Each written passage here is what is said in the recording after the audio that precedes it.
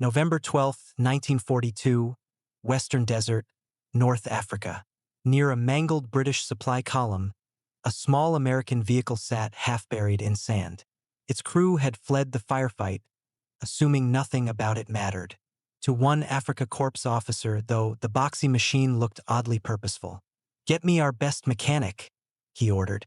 "Let's see if we can make it run." Within minutes, the crew uncovered a vehicle that would quietly rewrite industrial history. When the desert mechanic lifted the bonnet, he expected complexity. Instead, he found clarity. Wiring harnesses were color-coded. Components labeled in stamped English words even he could puzzle out. Hoses and spark plugs lay within reach, no hidden brackets, no proprietary fittings. On the dash, a small tag read Willys MB. The Americans called it the Jeep. Beneath that plain hood sat the 134 cubic inch Go Devil engine, pushing 60 horsepower at 4,000 revolutions per minute. Nothing remarkable until one understood the idea behind it. The motor wasn't made for trophies or experiments. It was built for soldiers who had never held a wrench before conscription. Every bolt identical, every thread standard across the fleet, every tool common to every unit. The old German mechanic stared and whispered, "It's not perfect, it's brilliant." To German eyes, simplicity looked primitive. Their own Volkswagen Type 82 Kubelwagen, designed by Ferdinand Porsche, weighed less and ran cool in the desert, but it lacked the one feature that mattered: four-wheel drive. Where the Kubelwagen spun helplessly in sand, the Willys pulled itself out with a tug of a single lever. The Americans had built for usability, not elegance.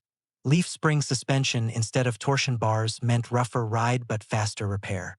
The frame looked overbuilt, nearly 900 pounds heavier than its German twin, yet that extra weight granted durability that astonished the inspectors. The Germans prized theoretical efficiency. The Americans prized survivability in chaos. Back at base, the mechanics couldn't resist testing it properly. They loaded ammunition crates until the body sagged, then drove into soft dunes. Other vehicles bogged down quickly. The Jeep clawed forward, tires flinging arcs of sand, transmission purring without complaint.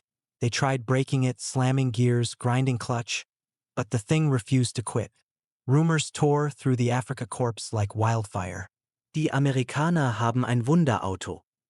The Americans have a miracle car. Officers arrived, skeptical, then rode in it and stepped out silent. A captured supply officer finally said what everyone thought. "We build mechanical jewels. They build tools anyone can use. In total war, they are right." Reports of this experiment joined hundreds more flowing up command channels. Analyses revealed the raw arithmetic now favoring the Allies. By late 1942, American factories were producing over 1,000 military vehicles every day. Ford's Willow Run plant turned out a 4-engine bomber every 63 minutes. Liberty ships left shipyards faster than U-boats could sink them. The total shocks in Berlin's briefings were stark. In 1942 alone, U.S. vehicle production exceeded the combined output of Germany, Italy, and Japan. Quantity had achieved its own quality.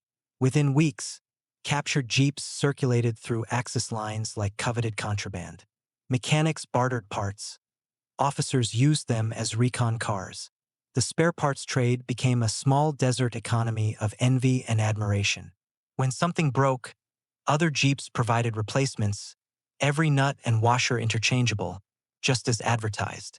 Military rumor turned pragmatic respect into reluctant awe. Then, in May 1943, the Afrika Korps collapsed in Tunisia. 250,000 German and Italian troops marched into captivity.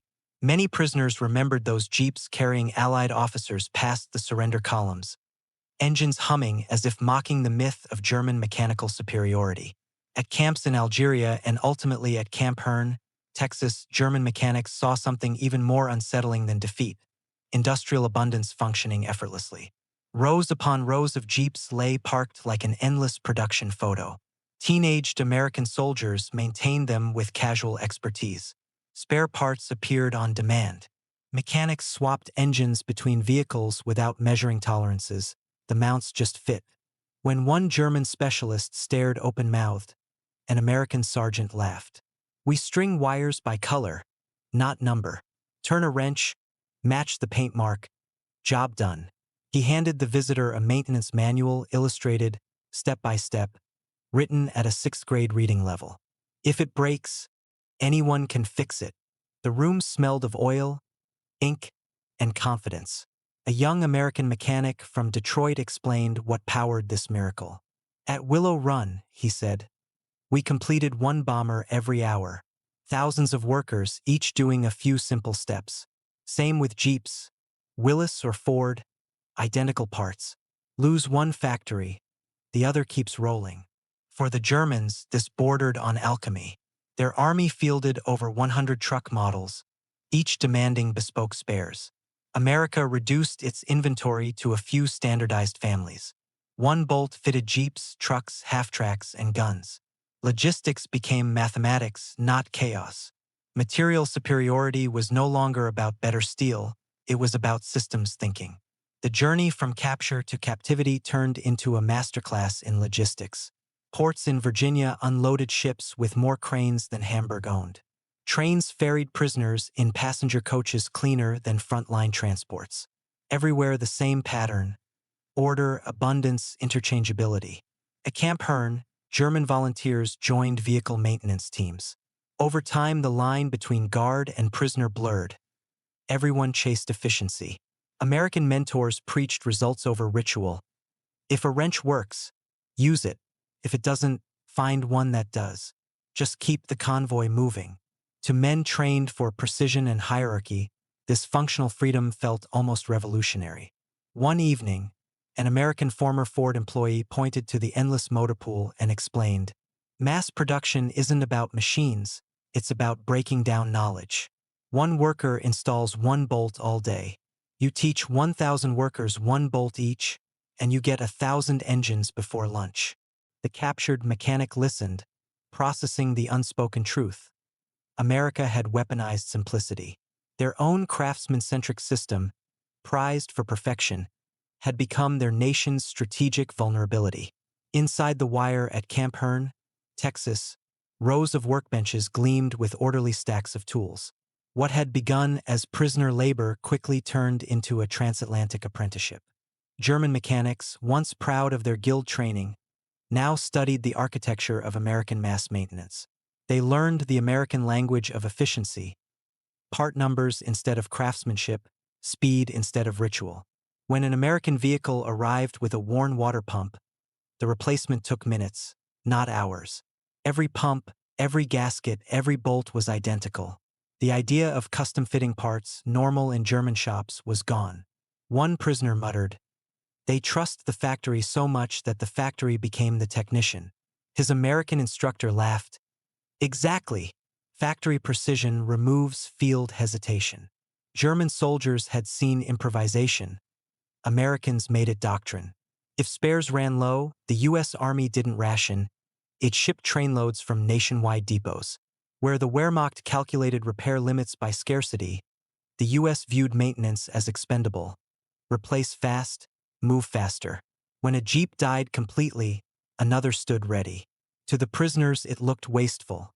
To the Americans, it was cost-effective. Mechanical uptime, keeping vehicles available, mattered more than conserving parts.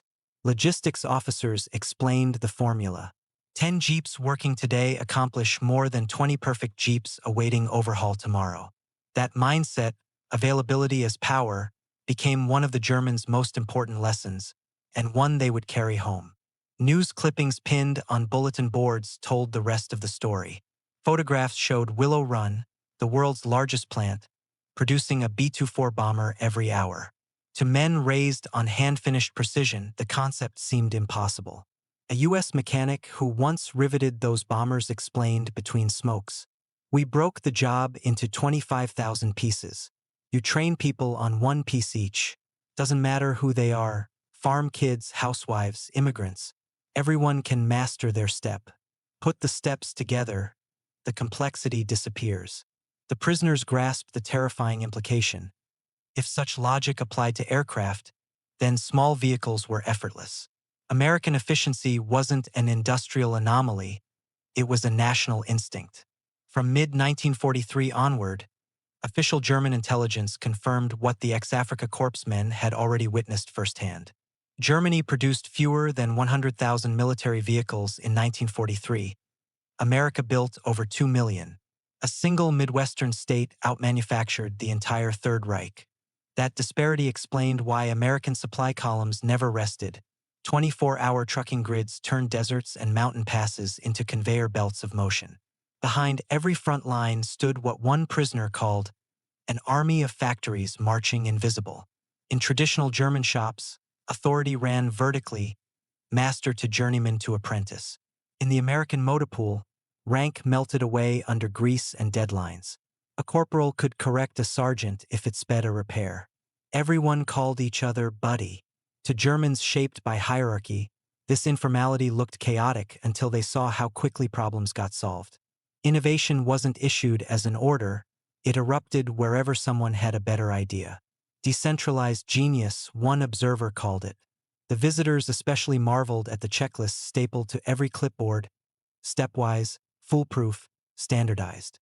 Mistake prevention by paperwork, not by punishment. Later, post-war ISO manufacturing systems would adopt the same approach. The Americans' technical manuals encouraged pragmatism. If unavailable, substitute equivalent material. That single sentence would have horrified pre-war German engineers raised on certified alloys and numbered fasteners. Yet in wartime it meant victory. When bearings ran short, Americans used locally machined replacements. When paint ran out, they sprayed primer. When entire engines failed, they swapped the block and logged it later. The resulting culture empowered mechanics instead of intimidating them, a truth the former Afrika Korps technicians began to admire. One prisoner described America not as a country, but as a machine that built machines. From coast to coast, car factories, refrigerator plants, and tractor works had converged into a giant synchronized organism. This heartbeat was the shared dimension of a bolt thread. They realized that while Germany's technological edge had been real, it was trapped inside silos. Every company built to its own emperor's standard. When production sped up, incompatibility slowed it again. The United States standardized first and won by logistics before battle was joined. By summer 1944, Allied newspapers reached Texas announcing Operation Overlord's success. Germans reading the headlines shook their heads, half in disbelief, half in recognition. Over 6,000 ships, 11,000 aircraft, and 150,000 men in the first wave. Trucks unloading tanks, unloading more trucks. An infinite echo of manufacturability. Those who had studied Jeeps in the desert understood precisely why the invasion was inevitable. It wasn't tactics, a mechanic muttered. It was throughput. Each synchronized nut and bolt across those vehicles became an argument made of metal. In briefings sent from Europe back to Washington, one phrase recurred: motor transport wins campaigns. Nowhere did that truth sting more than in the German camps, where captured engineers visualized the ratios. For every German truck struggling on half fuel, 10 American trucks moved on standardized engines. By autumn 1944, the prisoners knew victory would follow arithmetic. They weren't bitter, only enlightened by the math of modern war. When word reached them of the Ardennes offensive, even optimists went quiet. Operation Greif ordered commandos to infiltrate Allied lines using captured jeeps and U.S. uniforms. The irony was devastating. Germany's most daring operation depended on American vehicles because their own couldn't be spared or fueled. By January 1945, fuel starvation halted armored thrusts long before Allied resistance did. No amount of bravery could refill empty tanks. Industrial weakness had translated directly into tactical paralysis. As the front collapsed, one captured engineer wrote a last diary entry before liberation. "We have learned the mechanical secret of democracy. Each man must be able to act without waiting for orders. Every part must fit every system. In engineering, as in politics, freedom plus standardization equals power." He didn't realize that sentence summarized the future of global manufacturing. When Germany finally surrendered in May 1945, guards shared the news across Camp Hearn's motorpool. The German technicians nodded quietly. They had seen this end coming since 1943. Their commander in Texas remarked, half kindly, half triumphant, "You fellows built the best machines, but we built the most machines." The senior German replied, "And you built the right machines." Repatriation began months later. German prisoners boarded Liberty ships, the very class of vessel produced in 6 weeks or less and crucial to Allied supply.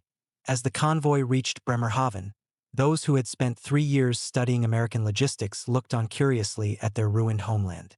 They stepped onto broken docks already crowded with jeeps and U.S. trucks unloading food and medicine. The vehicles that had once defeated them were now rebuilding them. One former Afrika Korps Oberfeldwebel, fluent in English from Texas, approached an American captain running a port motorpool. "I kept your jeeps alive in Texas," he said. "May I work here?" The captain flipped through papers and grinned. "Start tomorrow. We've got more work than men." And so, a soldier of the defeated army began maintaining Allied trucks, earning ration coupons from the victors. History had turned its wrench twice. By 1946, his unit of German civilians included dozens of young men who had never worn a uniform. They learned maintenance using American manuals translated by their new foreman, the same one who once studied them in captivity. His rule was simple: simplicity over sophistication, functionality over perfection. Those phrases would spread far beyond the port garages, to factories rebuilding an entire nation. Within a year, the occupying forces integrated these workshops into reconstruction projects. German technicians taught American maintenance thinking to industrial apprentices. Mass production and interchangeability became moral lessons as much as mechanical ones. Mediocrity avoided through reliability rather than complexity pursued for pride. By 1947, the Allies no longer needed to supervise every repair. The ex-bows were now foremen of prosperity and progress. From places like Bremen and Wolfsburg, a new industrial creed emerged, a hybrid of Detroit logic and Teutonic discipline. Spring of 1947 smelled of oil, coal dust, and rebirth. The ruined factories of West Germany hummed again, not with new inventions, but with borrowed wisdom. In garages once marked Heerskraft Far Park, ex-soldiers in overalls reminded young apprentices, "Keep it simple. Build for the man who must fix it in rain and mud." The mantra came straight from Texas and North Africa, translated into a new national discipline. Those same men who once copied American maintenance manuals now wrote their own, filled with drawings that prioritized accessibility, modular parts, and tolerance for error. They had replaced swagger with focus. Volkswagen reopened the plant at Wolfsburg under British supervision. The engineers who rebuilt it had worked on Kübelwagens during the war and on Jeeps in captivity. They redesigned the old people's car, using lessons from the Willys. One model, unified parts, interchangeable bolts. The outcome, the Volkswagen Beetle, encapsulated a philosophy distilled from defeat: simple, reliable, manufacturable. By the mid-1950s, it rolled off lines by the 100,000, and soon millions. Mercedes-Benz adopted the same rhythm. Precision was still cherished, but repetition became the hero. Assembly lines replicated the quality instead of relying on geniuses to redo it each time. In office memos, engineers used new vocabulary: component commonality, field service intervals, standardized fasteners. Terms once foreign to German design now defined it. From rubble to Renaissance, Germany's resurrection depended on what Americans called industrial practicality. Marshall Plan hubs provided machine tools and materials. German pragmatism provided labor and discipline. By 1950, output exceeded pre-war levels. German brands became export darlings not through exquisite prototypes but through reliable, reparable production. Volkswagen, BMW, and Mercedes sold to every hemisphere. Economists studying the boom called it Wirtschaftswunder, the economic miracle. Underneath that miracle was a ghost army of mechanics who had once studied American Jeeps in captivity and carried their insights into peacetime manufacturing. U.S. Army historian Hugh M. Cole interviewed captured generals after 1945. To his surprise, they all praised one American creation above bombers, tanks, or artillery: the Jeep. They saw it as a visible symbol of the production logic that had crushed them. Cole quoted one officer, It was the abundance of these small cars, like mice among elephants, that showed us our defeat. General George C. Marshall agreed, calling the Jeep America's greatest contribution to modern warfare. The line sounded patriotic, yet every technician who had turned its bolts knew it was literal truth. The Jeep unified design, production, and logistics better than any tank or airplane. When Allied workshops examined captured Kübelwagens, they needed an exhaustive technical translation, 124 pages covering torsion bars, axle ratios, oil viscosities. When Germans opened Jeep manuals, they needed none. Everything was intuitive. That small comparison became legend among post-war engineers. Captured, in one glance, the difference between building for experts and building for everyone. By the 1960s, aging members of the Afrika Korps reunited in small gatherings across Germany. At one 1967 meeting in Munich, discussion turned inevitably to vehicles. An old mechanic raised his glass. Our Kübelwagen was light, efficient, beautiful. But the Jeep was more honest. It expected hardship. Heads nodded. Another veteran added, "In North Africa I thought it crude. By Tunisia I knew better. That little box was elegant in its simplicity. We made 50,000 Kübelwagens. They made 600,000 Jeeps." Numbers 1. A former reconnaissance officer sighed. That was when I understood. Perfection loses to practicality. For men who once fought under Rommel, that sentence stung and healed at once. Historians later unearthed an even more humbling statistic. By 1943, nearly 80% of German divisions still relied on horse-drawn transport. The Wehrmacht fielded 2.75 million horses, an army within an army. The United States, fully motorized, produced vehicles instead of hay. The Jeep became the everyman's machine, replacing the horse, a leap into the future that manpower alone couldn't match. Whenever German generals analyzed their defeat, they came back to logistics. No matter how brilliant a plan, a horse cannot outrun a truck. As West Germany recovered, engineers integrated American efficiency but refined it with German rigor. Assembly line checklists became gospel. Interchangeability turned from convenience into moral mandate. Factories introduced the concept of Fehlervermeidung, mistake prevention, copied directly from American zero-defect procedures learned in POW camps. The same mindset soon spilled beyond automobiles into appliances, machine tools, and consumer electrics. By the 1960s, made in West Germany meant something different from made in Germany 1939. Now it signified products designed both to perform and to be mass-produced reliably, Detroit heart with Berlin sinew. Across the Atlantic, the Jeep itself kept evolving. Post-war CJ models, Korean War variants, and later the M151 series. In 1976, the U.S. Army finally began phasing out the original family in favor of the HMMWV Humvee. That same year, Volkswagen celebrated the millionth Golf, a car that distilled everything mechanics had learned since 1945. Modular platforms, unified powertrains, and high output at sensible cost. In its lines, you could still trace a faint genealogy leading back to that dusty Willys MB of 1942. By mentoring West German factories and later collaborating through NATO supply chains, America unintentionally repaid the philosophical debt. German refinements, precision machining, statistical quality control flowed back to Detroit.